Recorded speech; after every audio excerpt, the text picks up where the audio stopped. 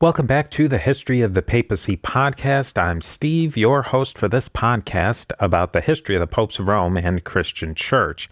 This is another History of the Papacy remastered episode. In these episodes, I've updated the information and recorded them again, and I hope that I've really tried to work on, over the course of 7 or 8 years of the podcast, on better audio quality and better information. So hopefully you get both of those in here. I think it is much better than the original, but I think you should really listen through from the beginning, and probably many of you have, to see the growth in the podcast and how some things have changed and how my thoughts have changed, because I think that's a really cool part of this medium. So I think that these remastered episodes serve as a great way to review or summarize much of what I've discussed over the course of the entire podcast so far. So I definitely encourage you to listen. Now, in previous episodes of the History of the Papacy, and particularly in the History of the Papacy Remastered Season 1, we've talked about the ordained offices of the church, specifically the bishop, along with the discussion of Peter and Paul. As we've learned, the bishop is the administrator of a diocese, or in some cases of several dioceses. This idea of a bishop is one of the basic building blocks of the papacy. If you're interested in learning more about the early bishops in much more detail, look for some of the many episodes that I've done, particularly the interview that I just did with Professor James Papa Andrea, which I think you'll find very interesting. But right now, we're going to talk about the Council of Jerusalem, or the Apostolic Council. This was the first ecumenical council of the Christian Church. There would be 7 major ecumenical councils after this one, and many smaller local councils. Councils and conciliarism is a big part of Christianity. After the 7th ecumenical council, maybe the 8th, things start to break down and things meaning the relationship between the Western and Eastern churches. So the councils after the 7th, maybe the 8th, are not always agreed upon to be ecumenical. And like I said, there's something called the 8th Ecumenical Council that I'm sure we'll get into at some later point, because I really would like to get into that. After the 7th Ecumenical Council, the Latin Roman Catholic Church continued to call their church-wide councils ecumenical councils. So we get the Lateran councils, the Council of Florence, the Council of Trent, and most recently, the First and Second Vatican Councils, which the Catholics call ecumenical councils. And we'll be taking deep dives into all of them. And we've taken deep dives into several of the ecumenical councils in previous episodes. Now, these ecumenical councils, they're really the big ones, you might say, where many of the major theological issues that the church faced were hammered out. And it was rarely the case where anyone was completely on board with everything that came out of the council. And usually the group that didn't win out in a council would splinter off, and a schism would result. There are many examples of groups such as the Arians taking their ball and going home. And that might not be the most charitable description, but you get the drift. The groups outside of the mainstream disagreed with what the council said and just continued to do their own thing. Sometimes these groups would merge back into the mainstream. Sometimes they would split off and continue on their own. And sometimes further on, the mainstream would split and really have what you could call multiple mainstreams. These ecumenical councils, as they're called, are called ecumenical because everybody in the church was supposed to be represented and agree on the final results. As you can see, though, there were always groups that did not feel fully represented with those final results. Let's take a brief break to discuss what this word ecumenical means. Ecumenical is another one of these Greek words in origin that means universal or worldwide. Previously, we talked about the word Catholic, as in Catholic Church meant universal or all-encompassing or something to that effect. And there's a distinction between the word Catholic and ecumenical. I'd kind of say that the word Catholic is universal more in the sense of actual universe, as in everything, whereas the word ecumenical is universal as in the whole of the Christian church. One of the titles of the Patriarch of Constantinople is Ecumenical Patriarch. He is considered by some as the universal patriarch of the Catholic Church. The adoption of this title of Ecumenical Patriarch is a major bone of contention between Constantinople and Rome, and it's way past the time period we're talking about in the early 1st century AD, BC, the 1st century CE, but don't worry about that. We'll get to that. As a matter of fact, this whole first ecumenical council is before there even was a Constantinople itself, so don't worry about any of that. Now, the Council of Jerusalem, or Apostolic Council, was just that, a council held in Jerusalem that was attended by the apostles and the very earliest followers of Jesus after the death of Jesus on the cross in his time period. This council is thought to have been held in either the year 50 or 51 CE, so only about 20 odd years after the events and end of Jesus's life. Now it's time for that caveat that many scholars question the historicity of the Council of Jerusalem. One of the main sources regarding this council is from the book of Acts, particularly chapter 15. So I'll be quoting pretty extensively from the book of Acts and some other biblical books. And I almost always use the great site Bible Gateway, but Gary and I always sing the BibleGateway.com's praises when we read the Bible and quote from it. It's great because you can switch between several dozens of different Bible translations. And I really love looking at the way different translators will translate certain key passages. And we talk a lot about that with particularly Professor Papa Andrea, because a lot of meaning can get changed through translations. And there's also commentary in there as well. So as for the Bible, I'll make use of several different versions. I'll make use of both the New International Version, the NIV. I'll use the New King James Version, the NKJV translations. Also, sometimes I'll always reference things like the Dewey Reams, the Catholic version, but there's many different versions of the Bible that are all, a lot of the translations are all pretty good. But I'll usually say which version I've quoted in any particular quote. I'm maybe old school in that way. I do like the poetic translation of the King James Version, and kind of that brushed up New King James Version is always really good because it kind of tries to keep the poeticness of the King James Version, which the King James Version was really trying to keep the poetic nature of the older text when it had translated it into English. But anyways, let's back out of that particular weeds. So after it really won't be so long after this council that the church, the proto-Orthodox church that is, will start to have edited editions of the New and Old Testament.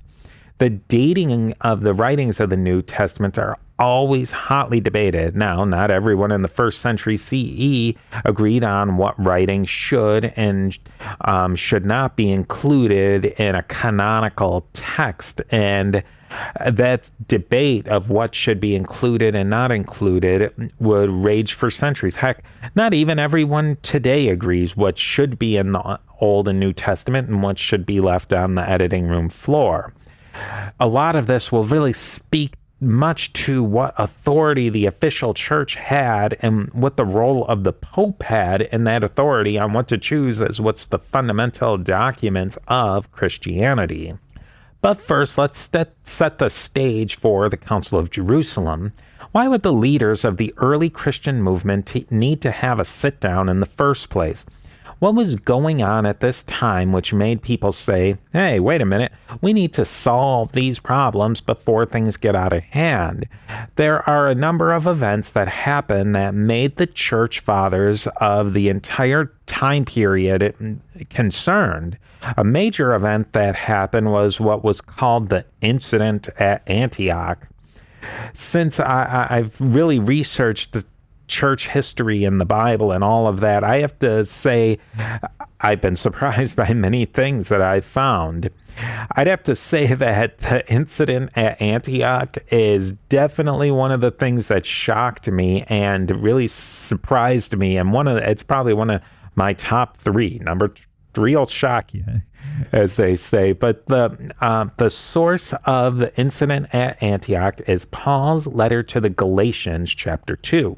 As we recall from the episode on Simon Peter, we found that Peter set up a community of Christians, followers, in the city of Antioch in the Roman province of Syria.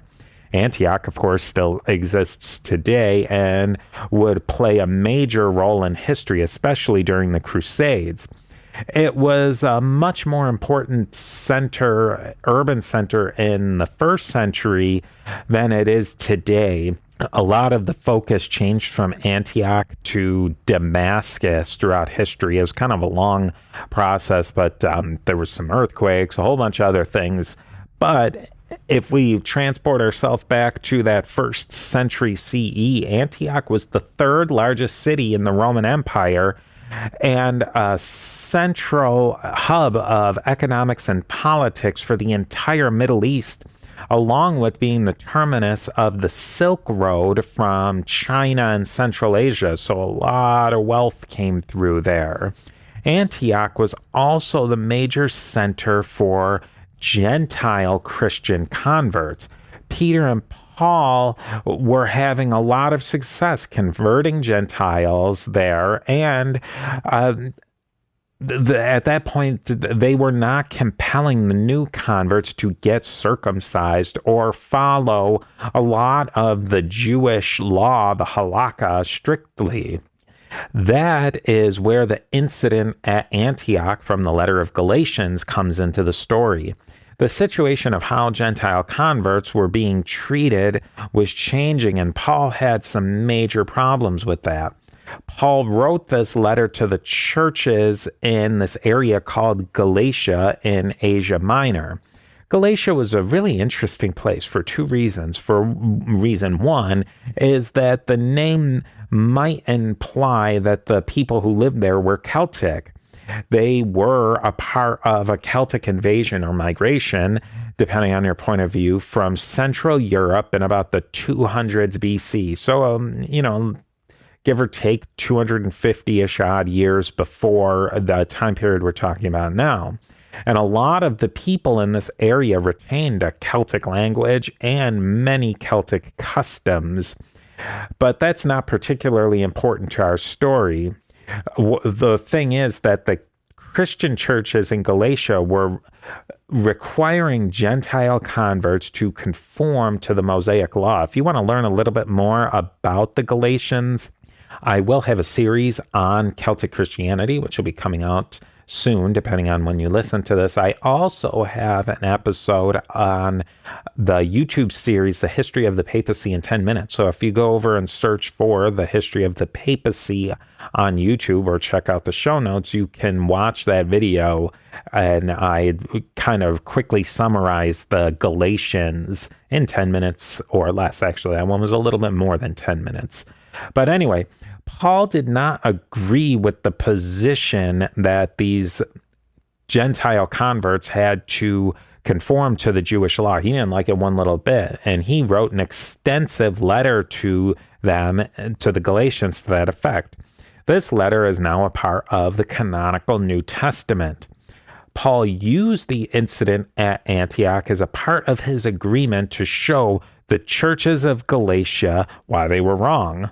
The Galatians were a complicated group of people. Some Galatians were descendants of these Celtic groups from a few centuries back, but other people lived in the province of Galatia were just local Anatolians who had never moved. They always lived there, but their provincial borders were redrawn to make them into a part of Galatia. And now a word from our sponsors. Paul talked about this incident at Antioch to his letters to the Galatians because they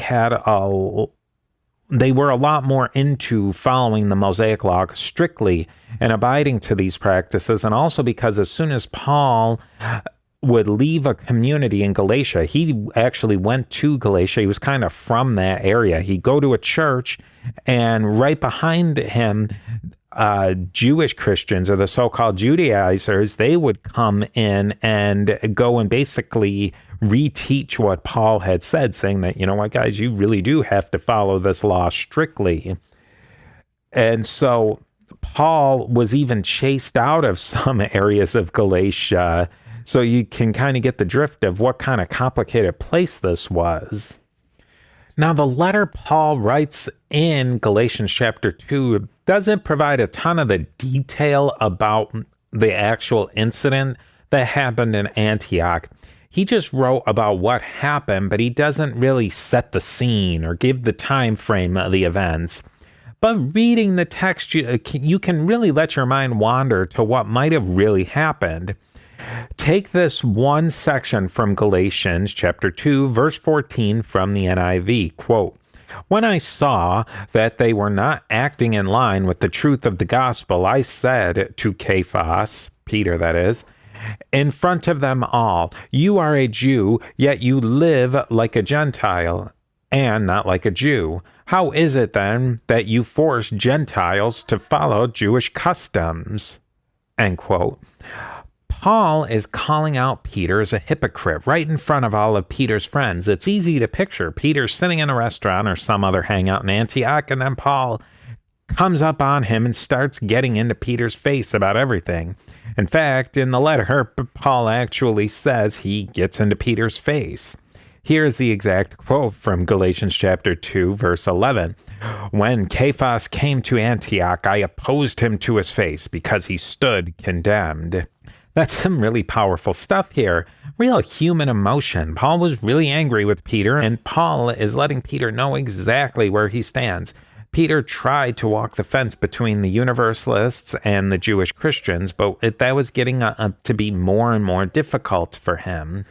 Notice Paul says the truth of the gospel. Since the first gospel document wasn't written at the very earliest for several decades after this incident, it must mean that there was some sort of spoken gospel or verbal stories, or maybe a proto-written document floating around. The Q source, the Didache, or other pre-Gospels of Mark documents, or anything in between. I mean, who knows, but that's an interesting thing to think about.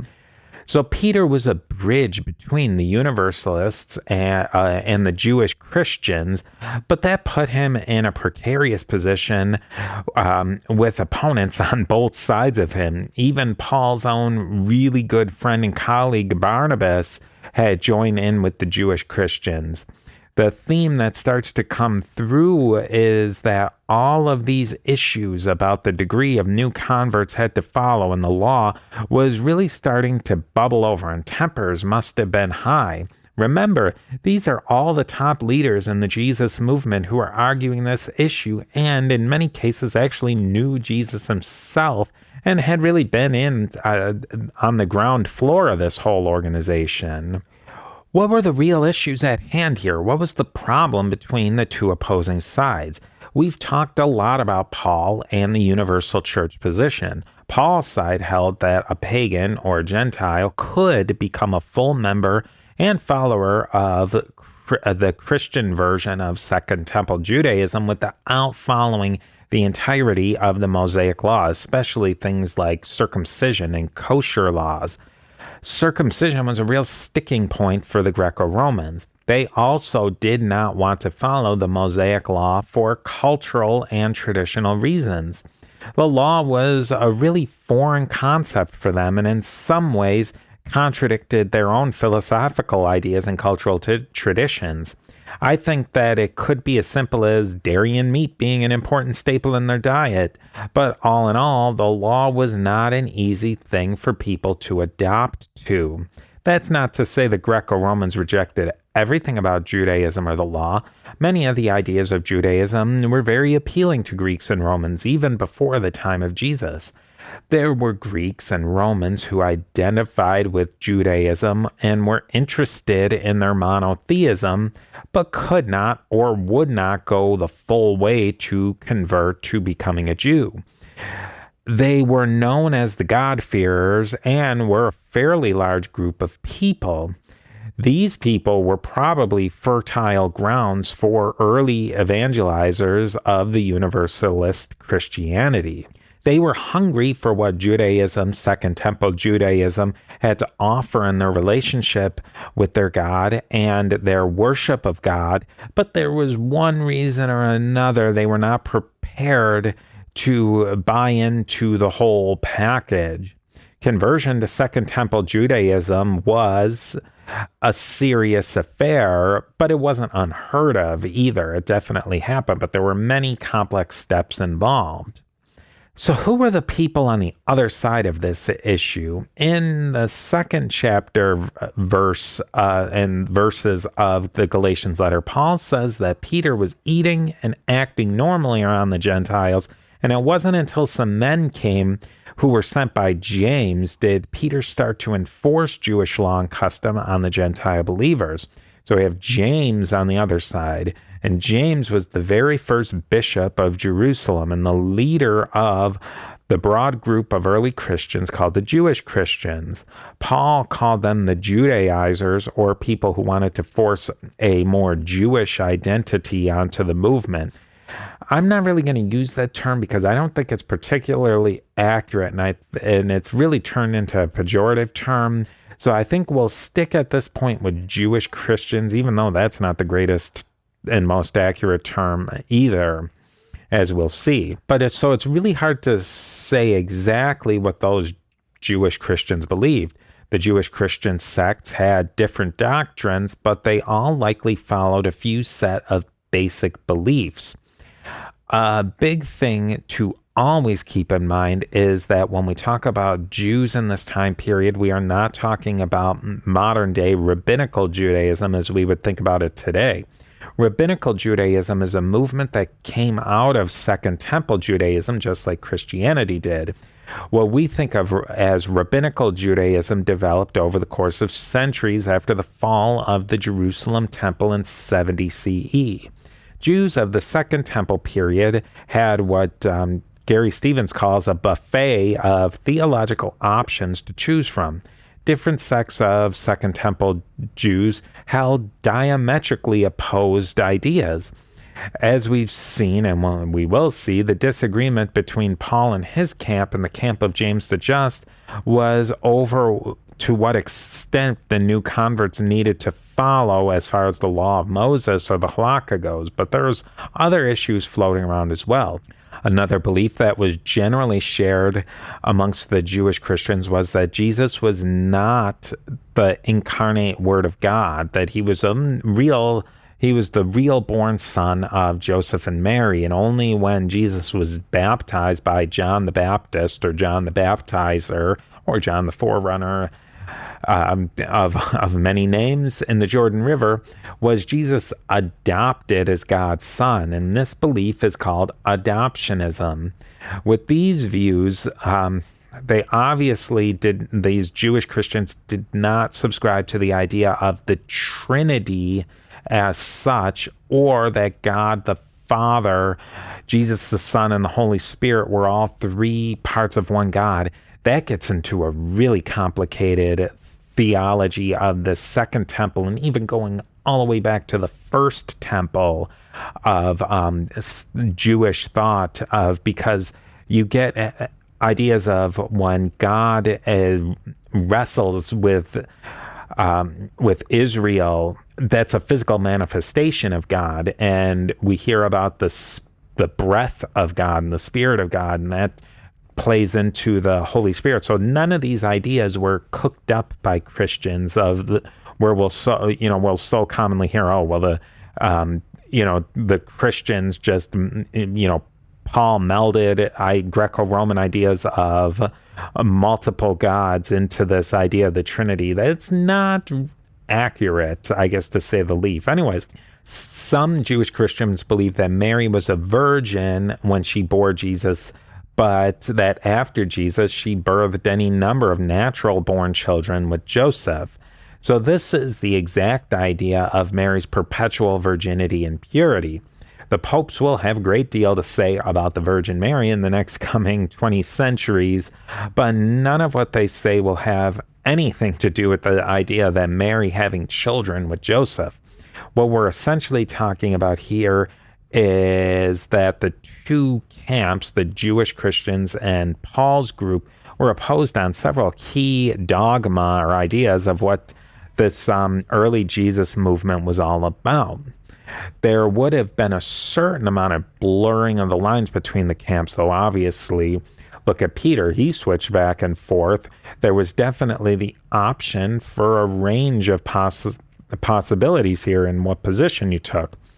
And there was really a blurring between these early Christians and other Second Temple Jewish sects as well. We know of at least a few groups of Jewish Christians that developed in the early years of Christianity.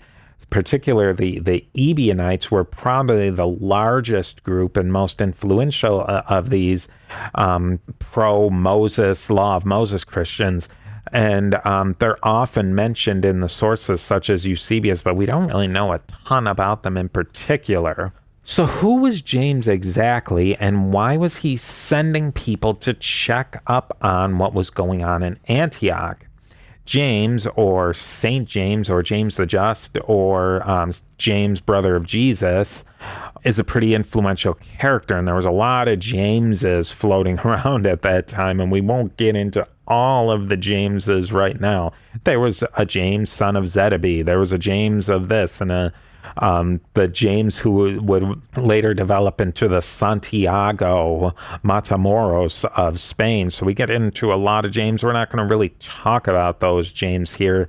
And James the Just One gets kind of obscured a little bit amongst the Catholics because they were later Catholics were very uncomfortable with this idea of James being Jesus's brother.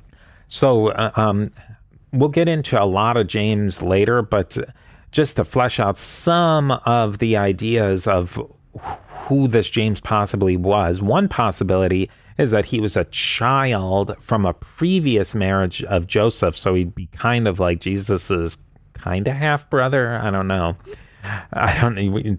That's a difficult one to say, but maybe a stepbrother situation. I mean, Joseph was pretty old at the time that he was betrothed to Mary, and so it wouldn't be surprising at all that he had a few children. Another possibility is that James was a cousin of Jesus, much in the way that John the Baptist was a cousin, but then why wouldn't they call John the Baptist a brother of Jesus? One more possible explanation that exists to explain James's relationship to Jesus is that he was a younger brother born to Joseph and Mary after the birth of Jesus.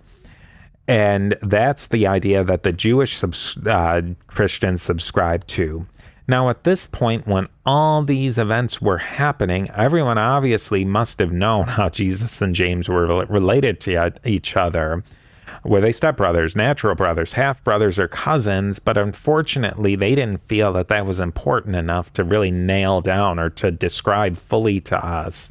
So we'll probably never really know their relationship. There's several things that we do know about James. One was that he was one of the 70 apostles.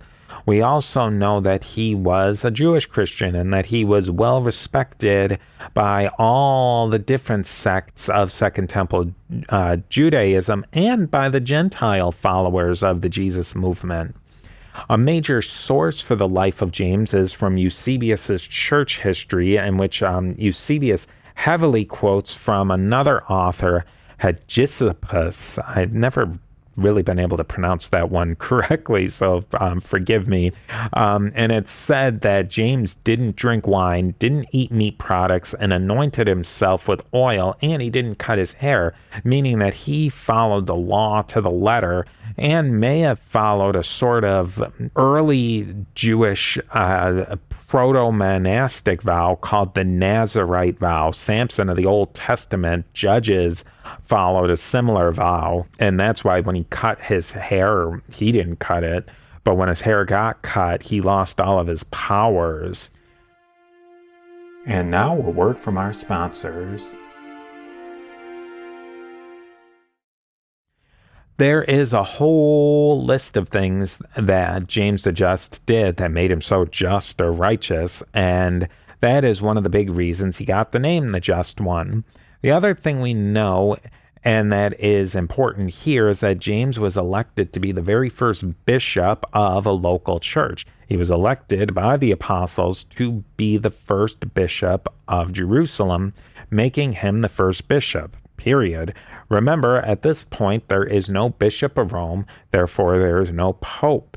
It's very likely that the earliest followers of the Jewish movement in Antioch weren't even organized enough at this time to have an official local leader, just elders teaching this new faith, or this new version of the Second Temple faith, or their own sect. They're pushing their own agenda.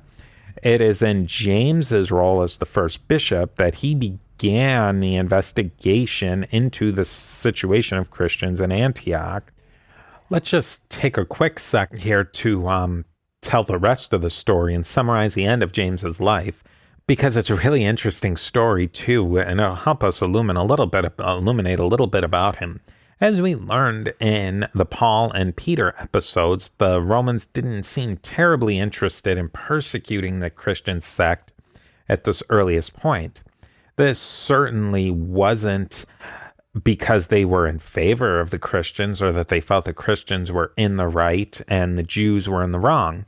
Their primary concern was keeping a lid on the troubles that were going on in the region. If the Romans could crucify someone and keep an area calm, they would do it. But they also weren't going to antagonize one sect to the point where they were going to revolt. This is the situation in the mid-century, 1st century AD. So there was a relatively short time when there was a gap when one Roman governor was leaving and another one was replacing him, and it seemed like the establishment Jewish sect took this opportunity to advance their situation. The Jewish council of leading priests and judges, the Sanhedrin, met and condemned James. They brought James to the temple where the crowd had an argument over whether he should be punished or not. In the end, someone threw James from a parapet, but he didn't die. So the crowd, as crowds are wont to do, stoned him, and then someone hit him over the head with a club, which ultimately killed James. I have to imagine that it must have been a serious mob scene going on there. Tempers were extremely high, and a revolt of the local population in Judea would break out not too long after the death of James. Vespasian and Titus besieged Jerusalem after an incredibly brutal battle, they eventually sacked and completely destroyed Jerusalem. Destroyed the temple and carried off the riches and heritage of the Israelite people. So that's the end of that story. But just going back a little bit, we've discussed the issues and the major players who participated in the council. Now let's talk about what actually happened at the Council of Jerusalem. Now we're back to the time frame of approximately 50 AD, again, less than 20 or so years after the time of Jesus. What I find so fascinating about this council is that the sources don't really say anything about the politics of the council. They give some tantalizing clues, and they draw the doctrinal lines clearly, but they don't show how or why the end result develops. Acts 15 outlines the issues. Then everyone gets together, gives some speeches. After that, James gives a decree that seems to basically give in pretty much more or less completely to Paul's position. So I want to give the facts and important details about the council and then share some speculations on why the outcome was what it was. The first thing that was so important about the council was that it was called in the first place. It says something that the people involved thought it was important for everyone to sit down and deal with these issues before they blew up. They wanted everyone on board and didn't want groups splintering off right and left. A second important facet of the conference was that James was the chair and the leader of the conference, not Peter. This shows that Peter was an important leader, but he wasn't the person who was the shot caller. Peter did not have primacy at this conference. Peter did not even have the final say or anything like that. Paul and James were the ones who were calling the shot at this conference. Peter might have held the keys, but he was not in the driver's seat at this council. Finally, the council ended with a statement that could be sent out to the churches everywhere that explicitly said where the church's teaching stood on these issues. And we're going to see this in many different, in almost every council thereafter, a set of acts and then a decree of some sort would come out of the council. So why then did James send people to investigate why Gentiles weren't being compelled to follow the law in Antioch, but then he goes ahead and gave a speech at the Jerusalem council that more or less says the opposite? James also wrote a letter to clarify the position of the council to that same effect. The letter or statement that came out of the council is called the Apostolic Decree. And here's what the text of the letter from the book of Acts, chapter 15, verses 22 to 28 from the New International Version says, quote, "Then the apostles and the elders with the whole church decided to choose some of their own men to send them to Antioch with Paul and Barnabas. They chose Judas, called Barsabbas, and Silas, men who were leaders among the believers. With them they sent the following letter. The apostles and elders, your brothers, to the Gentile believers in Antioch, Syria, and Cilicia, greetings. We have heard that some went out from us without our authorization and disturbed you, troubling your minds by what they said. So we all agreed to choose some men and send them to you with our dear friends Barnabas and Paul, men who have risked their lives for the name of our Lord Jesus Christ. Therefore, we are sending Judas and Silas to confirm by word of mouth what we are writing. It seemed good to the Holy Spirit and to us not to burden you with anything beyond the following requirements. You are to abstain from the food sacrificed to idols, from blood, and from the meat of strangled animals, and from sexual immorality. You will do well to avoid these things. Farewell." End quote. The decree, which was the final concluding statement of the council, says that Gentile Christians who join the movement, that they don't have to follow the halakha, or the Mosaic Law. Instead, they can follow just a few simple guidelines. That last sentence isn't even that strong. It just says that you will do well to avoid these things. What the council was setting out was that the new converts had to follow the law of Noah, which was a long-standing policy amongst Jews going back a long, long time, that non-Jews didn't have to follow the law of Moses. I mean, big shock. Groups of people who are not Jews didn't have to follow the law of the Jews, but the Jews did set up an expectation of other people of what they should live morally. And the Jews did not hold other non-Jewish groups to their high standards, but they did hold them to the standards of the Noahide laws, or the laws of Noah, because all humanity is thought to be descendant of Noah. So if a Gentile follows these laws, they're considered righteous, and the laws of Noah are, number one, no idolatry, which was kind of hard because they were mostly idolatrous, but going on. Number two, no incestuous or adulterous relationships. So that's getting into that sexual morality. And I mean, really, the Greeks and the Romans, they broke number 2 all the time. No murder. Most groups break that one. No cursing the name of God, which is related to idolatry. And so you see, we're kind of setting up. It's even a really high bar for people who are non-Jewish to follow all of these laws. Some of them not so much. Like the next one, no theft. The 6th one, no eating of the flesh of a living animal. So basically, what that one was kind of getting down to is treat animals with some degree of respect and just don't outright be cruel to them. And then number 7, set up fair courts of justice. So these were definitely kind of the laws that the God-fearers would have followed.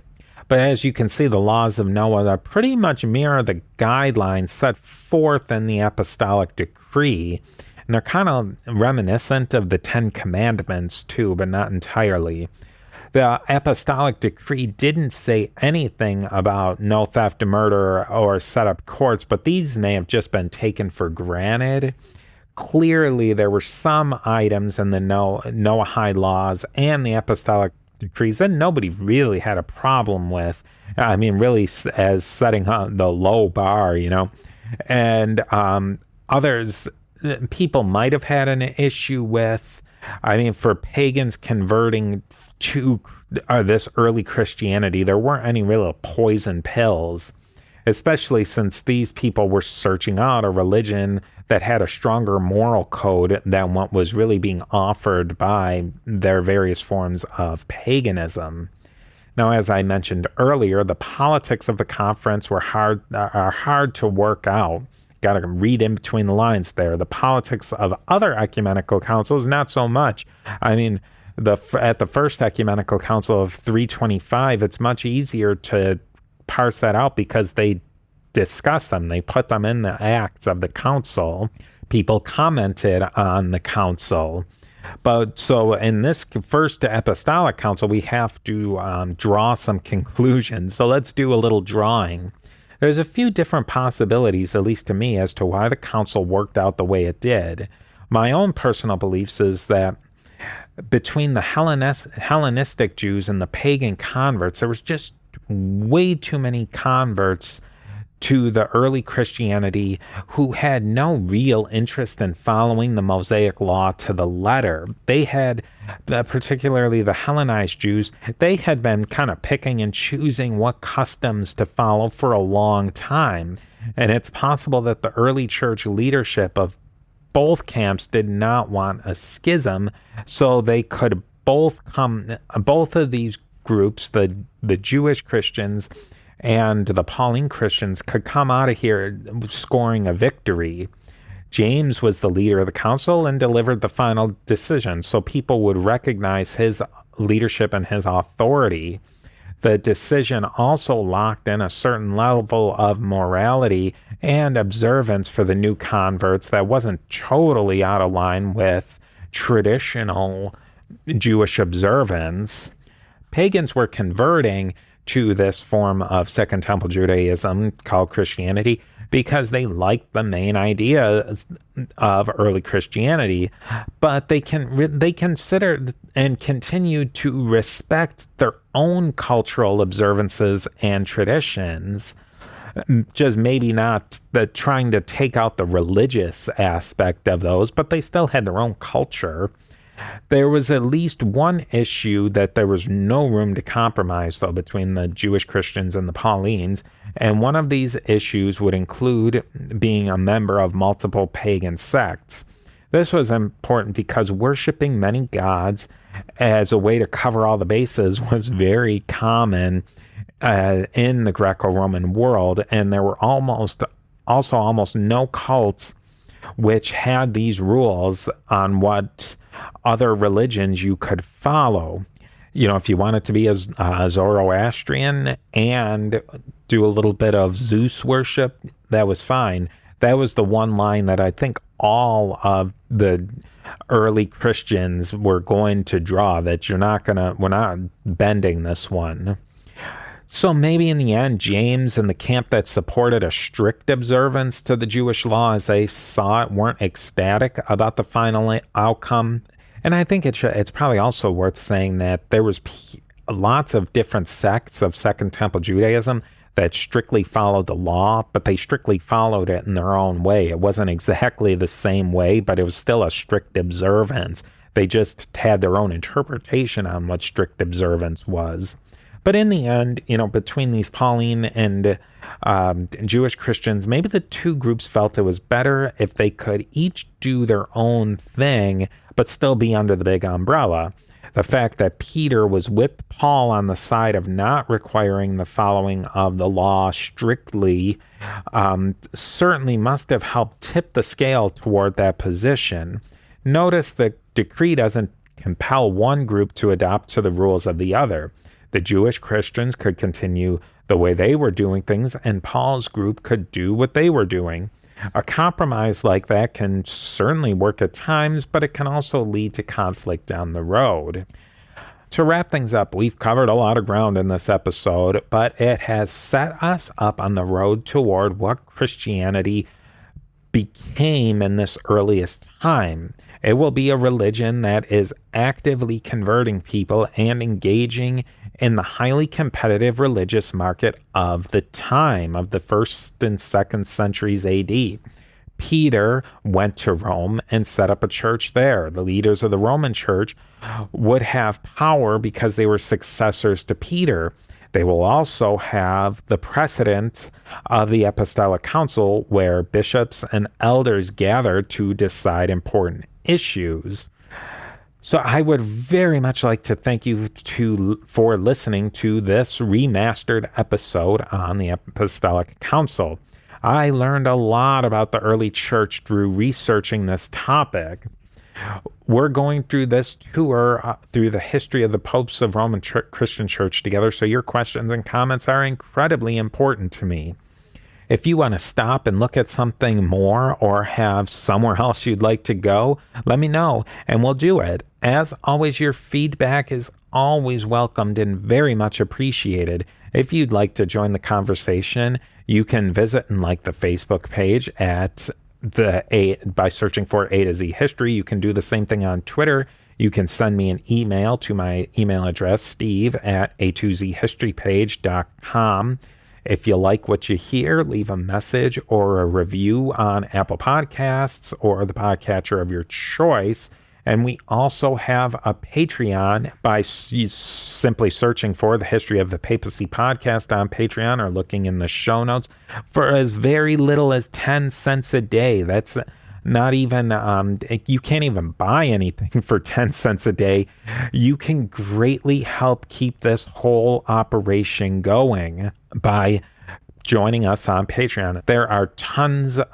There's several different tiers of support, but you'll unlock different benefits at different tiers. So definitely go and check that out. And just thank you very much for listening.